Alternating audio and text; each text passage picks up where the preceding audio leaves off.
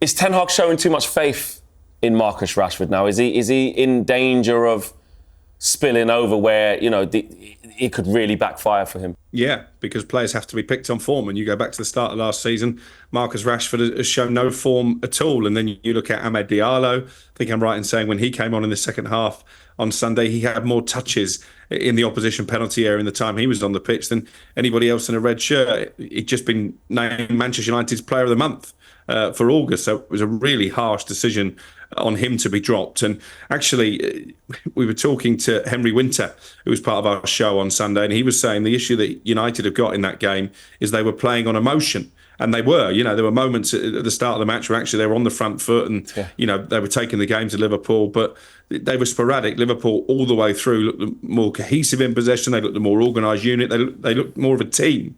And actually picking Rashford was an emotional decision because, yes, he's got a good goals record against Liverpool as a local boy. He should know what the rivalry means. He was shocking.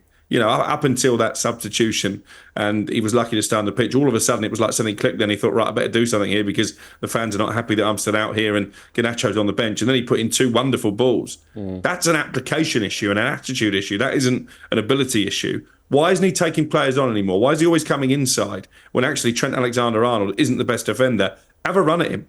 Make him defend his own goal. It was too easy for Trent Alexander-Arnold.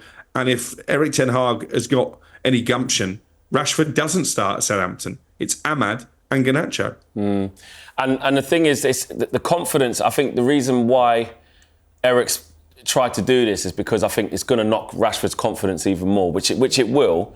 But there comes a point where, again, you have to be picked off merit. And what's happening is, I think last season and a couple of seasons in, Erik had to take on some big personality. So he had to deal with the Ronaldo situation. He'd already taken the Sancho situation. That's another high-profile thing. The Maguire situation, taking the cap. These are big players. These are big situations in the dressing room. And I feel like there was a point where he got to sort of Bruno and Rashford, even though we're really misperforming, and he's gone, I can't take that on because if I do, now. I've took on too much. But now that's at the detriment of him. Like if you keep playing Rashford and keep putting this faith in him without anything back the other way, without being repaid, it's only going to end one way. He looks ridiculous. Exactly. And as for Marcus Rashford, I don't know if is his heart not in it. Is he struggling in terms of the pressure now? Like, is he just not as good as we thought he ever was? Like, it really is puzzling. It's hard. For me personally at this point, and I get people might not agree with it, I think they need to take him out of the squad completely. I think they genuinely need to out of the squad completely at this point because I don't see this working whatever Ten Hag is trying to do. What do you mean, on loan or just time out the game? Just have a bit of time out, I think, because obviously still be, training. I'm not saying, jet off on holiday or something. Absolutely not.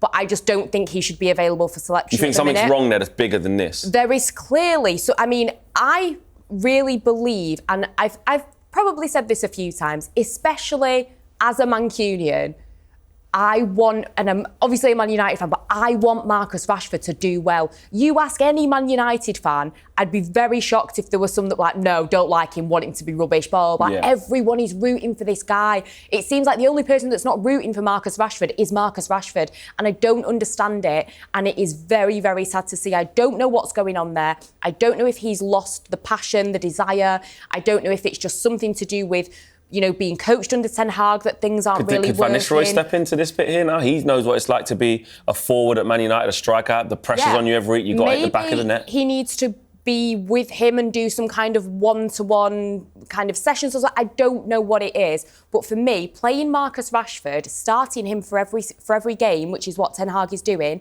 it's not helping Ten Hag because Ten Hag looks ridiculous. And it's not helping Marcus Rashford because all it's doing is piling more pressure on him. And it's probably not helping the squad in general because it's like, hang on a minute, Casemiro was clearly terrible. You've took him off. Why is Marcus Rashford getting special treatment? It's inconsistent, If I was Garnacho or Diallo, I'd be sat there like, what is going on here? Why is this guy getting picked before me? What more do I have to do? So I think when you weigh it all up, it's not helping the manager, the player, the team. And I really do think that whatever's going on, they really need to get to the bottom of it. And I would just take him out of it completely.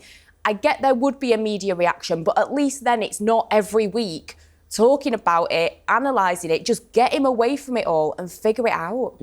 Very interesting thoughts there, because I just see a player who's just void of confidence, void of strong mentality, and playing him isn't changing that. It's making exactly by putting him out there, the wake up call from not getting in the England team doesn't seem to have sparked anything. Like, I really thought what him is not your rock bottom. Exactly, because I thought that was it. I thought, mate, you've had an awful season. You're not on the plane to Europe. Look at what Jack Grealish did. I mean, we don't know what, maybe Marcus Rashford was training, but you really have seen Jack Grealish speak about it. You've seen how much work he took himself off social media. He said, I need a break from social media. And I thought, good, perfect. Go off. And actually, I'm going to be honest, when I was in America, we watched all the games, we were there up and close.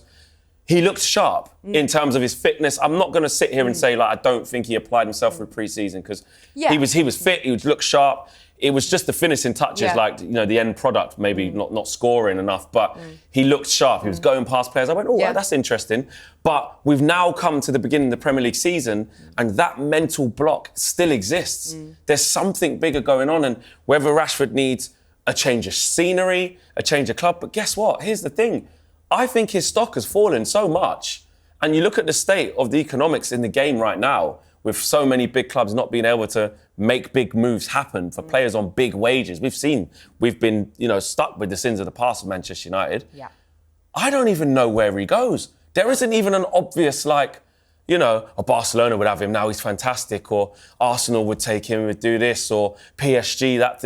I'm like, I think some of these teams are going to look, and the longer Rashford plays like this, it isn't even a straightforward thing of, take this guy on 350k a week on a this year deal, and you'll have to give him something similar. Who's going to want to take that on? No disrespect, but who is going to want to take on a player who is broken with that baggage? Yeah, it's like, clubs are going to be looking at it thinking, you know what, thanks, but no thanks. But, I don't know, Crookie, if you know, were there offers that even came in for him or anything? No, there was some loose links with Paris Saint-Germain again, but they were quickly dismissed from the Parisian side. I think Marcus Rashford's entourage were quite busy trying to make that connection. But Flex is right. There's not a market for a player earning in excess of £300,000 a week who isn't doing anything. He doesn't score any goals. He doesn't make any goals. He doesn't scare defenders anymore. We're building up to an England game, a new era, new post-Gareth Southgate era. And we're talking about some of the players who've been left out.